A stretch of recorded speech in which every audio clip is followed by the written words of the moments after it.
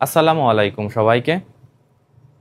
বাংলাদেশি যে সকল student south Korea থেকে প্ল্যান করছেন জার্মানিতে অ্যাপ্লাই করবেন, এবং যে সকল স্টুডেন্ট অলরেডি বাংলাদেশ থেকে প্ল্যান করছেন সাউথ কোরিয়াতে ভিসা অ্যাপ্লাই করবেন এবং সাউথ কোরিয়ায় এসে জার্মানির জন্য ভিসা অ্যাপ্লাই করবেন, তাদের জন্য আজকের ভিডিওটি অত্যন্ত গুরুত্বপূর্ণ। কেননা আজকের ভিডিওতে আমি আলোচনা করব একজন বাংলাদেশি স্টুডেন্ট কিভাবে জার্মানির বিভিন্ন বিশ্ববিদ্যালয়ে অ্যাপ্লাই করবে, কি কি ক্রাইটেরিয়া তাদের ফিল আপ করা লাগবে এবং কিভাবে ভিসা অ্যাপ্লাই করবে, এই সকল বিষয়ে আজকে আমি আলোচনা করব। তো ভিডিওর শেষ পর্যন্ত আপনারা সঙ্গে থাকুন, আশা করি ভিডিওটি আপনাদের জন্য অনেক উপকারে আসবে। তো আজকে প্রথমেই যে বিষয় নিয়ে আলোচনা করব সেটা হলো আপনার শিক্ষাগত যোগ্যতা।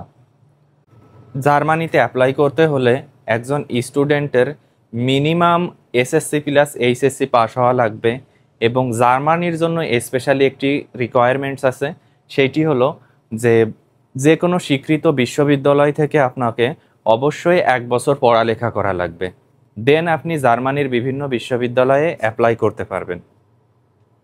সুতরাং আপনি যখন সাউথ কোরিয়াতে আসবেন তখন অবশ্যই কিন্তু আপনার এসএসসি প্লাস এইচএসসি পাস থাকছে, এবং সাউথ কোরিয়াতে আসার পর মিনিমাম আপনাকে 2 সেমিস্টার কমপ্লিট করা লাগবে, দেন আপনি জার্মানির বিভিন্ন বিশ্ববিদ্যালয়ে অ্যাপ্লাই করার সুযোগ পাবেন। আপনি যদি চিন্তা করেন যে সাউথ কোরিয়াতে আসার 1-2 মাস পরেই জার্মানির প্রসেসিং শুরু করে দিব, সেটা কিন্তু কোনোভাবেই সম্ভব না। শিক্ষাগত যোগ্যতার পরে আসি আইএলটিএস স্কোর নিয়ে। যখন একজন স্টুডেন্ট সাউথ কোরিয়াতে আসে তখন কিন্তু তাকে অবশ্যই আইএলটিএস এক্সাম দেওয়া লাগে, কেননা সাউথ কোরিয়ার অধিকাংশ ইউনিভার্সিটিতেই কিন্তু আইএলটিএস স্কোর বাধ্যতামূলক, এবং জার্মানির ইউনিভার্সিটিতেও আপনি যদি অ্যাডমিশন নিতে চান সেক্ষেত্রে আপনার আইএলটিএস স্কোর বাধ্যতামূলক। কিন্তু আপনার যদি চিন্তাভাবনা থাকে যে আপনি সাউথ কোরিয়ার জন্য যে আইএলটিএস এক্সাম দিয়েছেন সেই সার্টিফিকেট দিয়েই জার্মানির জন্য অ্যাপ্লাই করবেন, এটা সম্ভব হবে না। এর কারণ হলো আপনি বাংলাদেশ থেকে যখন আইএলটিএস এক্সাম দিবেন তখন সাউথ কোরিয়ার জন্য ভিসা অ্যাপ্লাই পর্যন্ত মোটামুটি 1 বছর সময় লেগে যায়।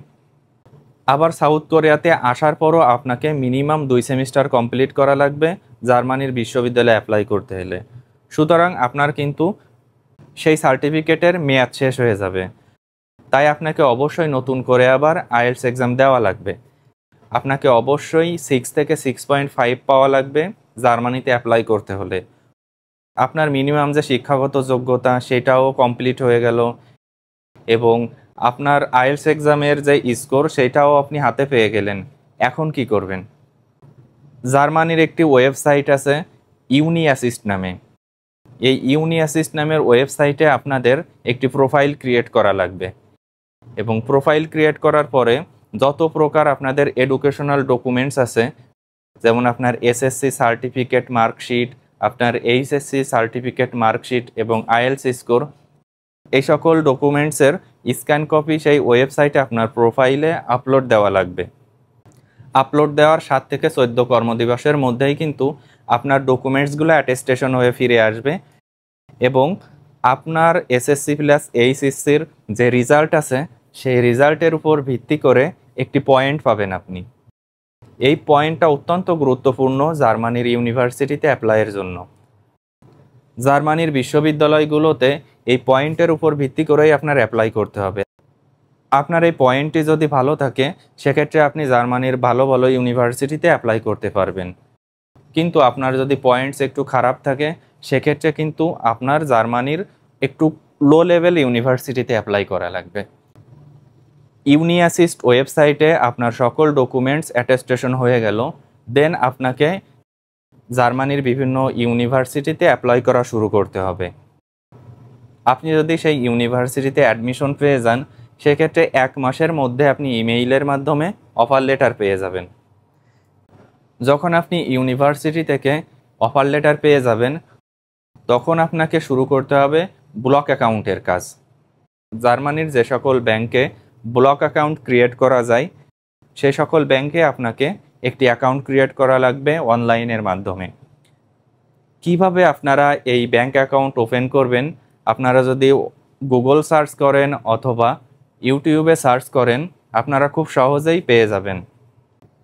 ব্যাংক অ্যাকাউন্ট ওপেন করার পর আপনাদের সেই ব্যাংকে ব্লক মানি জমা রাখতে হবে। আপনি যদি সাউথ কোরিয়াতে আসার পর প্রথম থেকেই একটু সাশ্রয়ী হন এবং রেগুলারলি পার্ট টাইম জব করেন, সেক্ষেত্রে বেশ ভালো অ্যামাউন্টের টাকা কিন্তু আপনি জমাতে পারবেন এবং বাকি টাকা আপনাকে দেশ থেকে আনা লাগবে। যেহেতু সকল প্রসেসিং শেষ, এখন শুধুমাত্র ব্লক অ্যাকাউন্টে টাকা রাখলেই হয়ে যায়, সেক্ষেত্রে আপনার প্রয়োজনীয় টাকা আপনার ব্লক অ্যাকাউন্টে রাখার পর আপনি জার্মানির এম্বাসি থেকে একটি ভিসা অ্যাপয়েন্টমেন্ট নেবেন। দেন আপনাকে সেই অ্যাপয়েন্টমেন্টের যে দিন থাকবে সেদিন ভিসা অ্যাপ্লাই করা লাগবে। ভিসা অ্যাপ্লাইয়ের 7 থেকে 14 কর্মদিবসের মধ্যেই কিন্তু আপনার ভিসা রেজাল্ট পেয়ে যাবেন। আপনার যদি ভিসা অ্যাপ্রুভ হয়ে যায়, সেক্ষেত্রে নির্দিষ্ট ডেটে আপনাকে জার্মানিতে পৌঁছানো লাগবে। তো আশা করি আপনারা বুঝতে পারছেন যে কিভাবে আপনারা সাউথ কোরিয়া থেকে জার্মানির জন্য প্রস্তুতি নেবেন এবং সকল প্রকার প্রসেসিং শেষে জার্মানির ভিসা অ্যাপ্লাই করবেন। তো আমার ভিডিওগুলো যদি আপনাদের ভালো লেগে থাকে, আমার চ্যানেলটি আপনারা সাবস্ক্রাইব করে পরবর্তী ভিডিওর জন্য বেল আইকনটি প্রেস করে রাখতে পারেন। আজকের ভিডিওটি এ পর্যন্তই শেষ করছি। ধন্যবাদ।